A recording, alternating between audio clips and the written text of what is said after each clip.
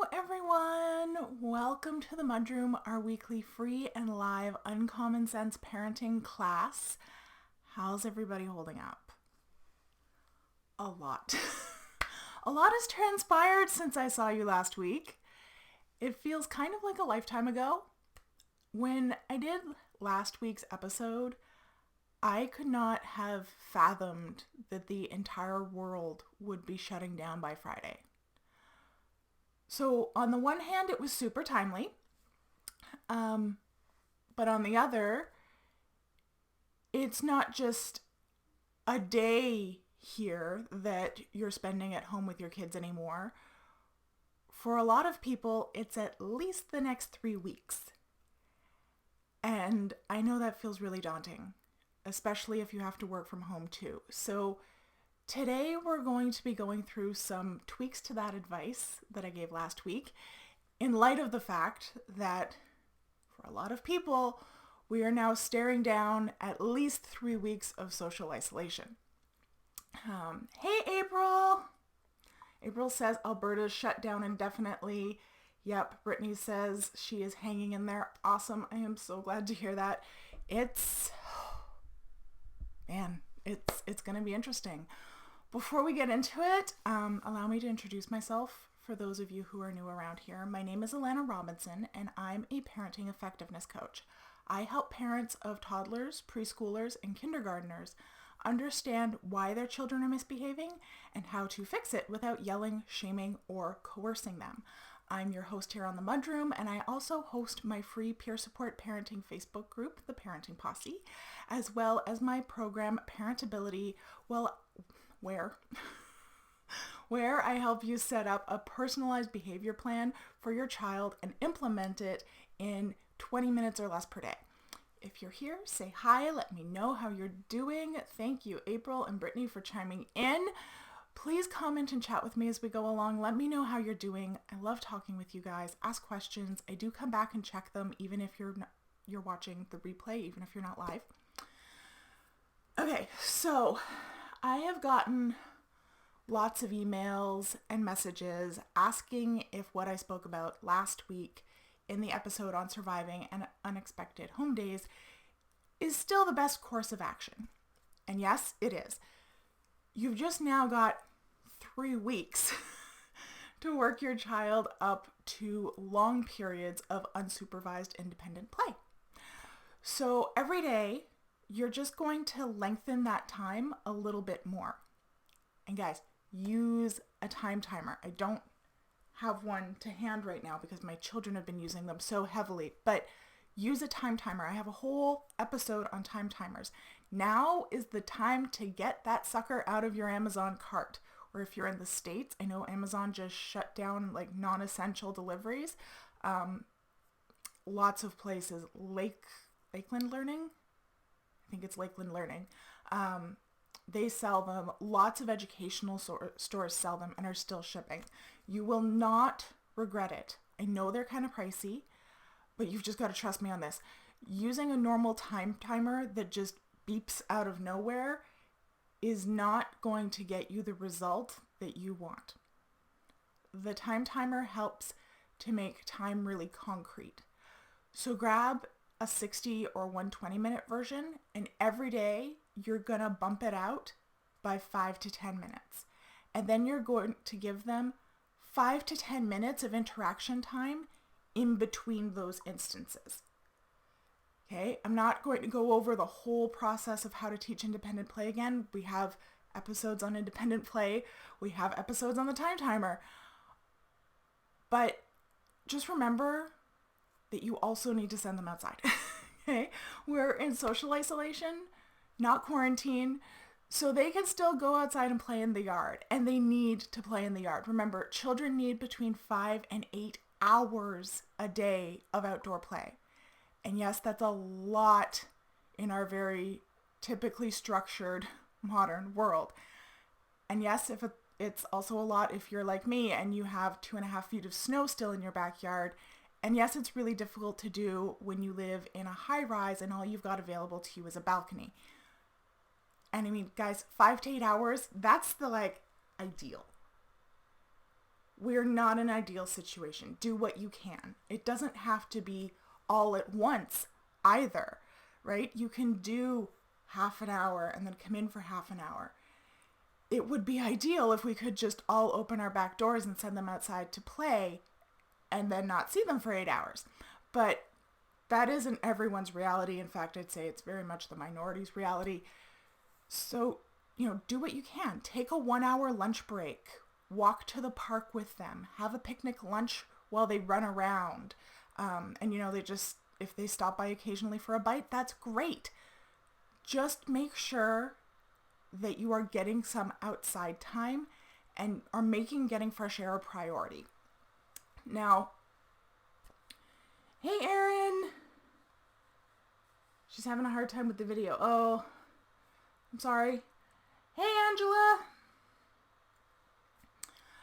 So the corollary to that is screen time. And I know everyone's worried about screen time, but listen, again, this is not ideal times, right? Social isolation and working from home without any childcare is not ideal. It's not our norm. And that means that norms like no more than 2 hours of screen time a week, they don't apply. I'm not even working from home without childcare. Generally, my oldest is in kindergarten 4 days a week, and my youngest is in preschool 2.5 days. Yeah, for 2.5 hours, 3 days a week. So I get most of my work done during those times and in the evenings. Fridays were really the only days that I worked from home with 2 kids in the house. And I'm going to give you a spoiler alert, not much happens on Fridays for me generally, other than checking in with my clients. I'm very lucky that even though my kids are out of school for the next 3 weeks at least, my husband is also off of work for the next 3 weeks.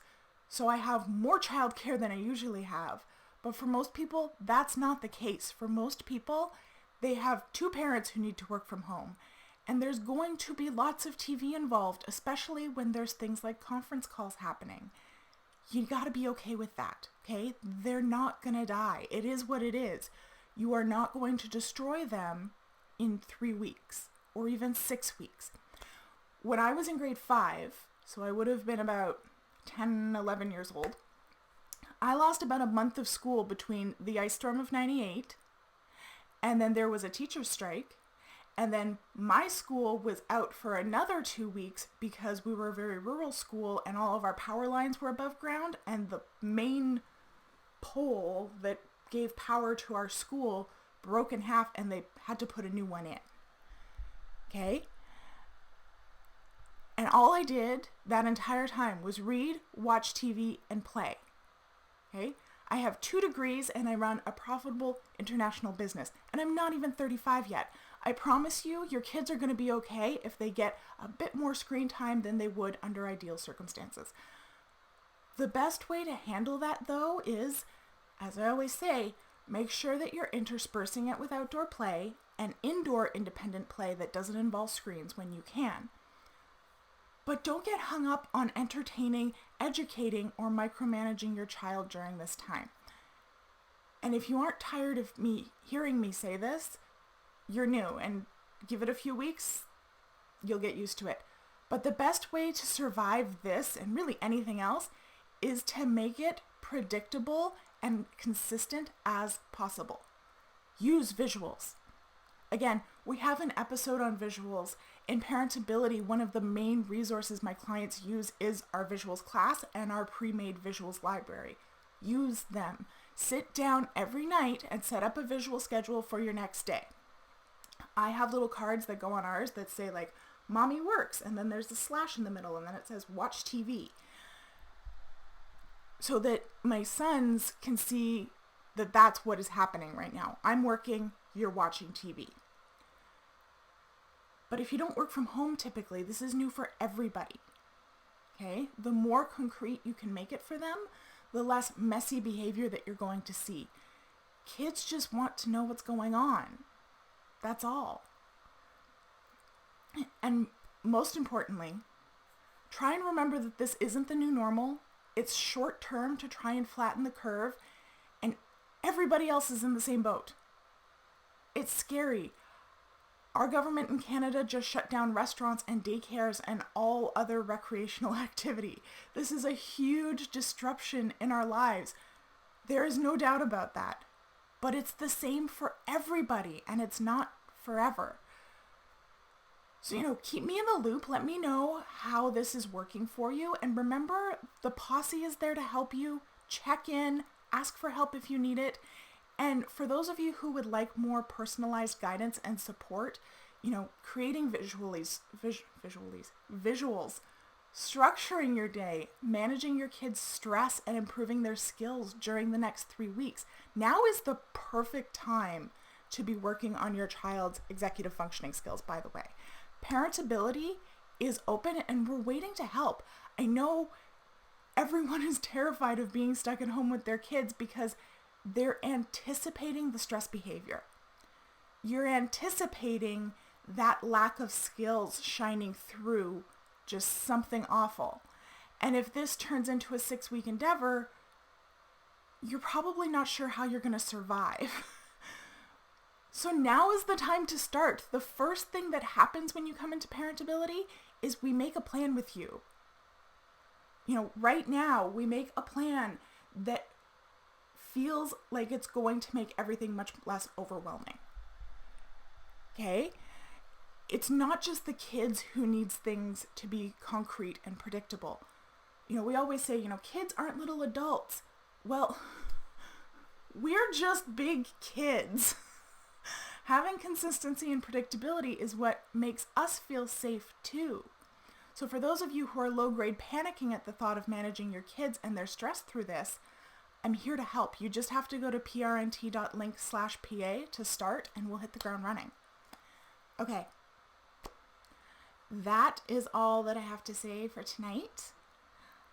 Man, a lot of people seem to be having difficulty with the video tonight. That's not good. Well, hopefully it recorded okay. But if you have questions when you're watching the replay, put them in the comments. I'm happy to answer them. That's really all I have for tonight. Try and have a good week. Stay calm. And I will see you next Tuesday for another Uncommon Sense parenting class. Okay? Bye.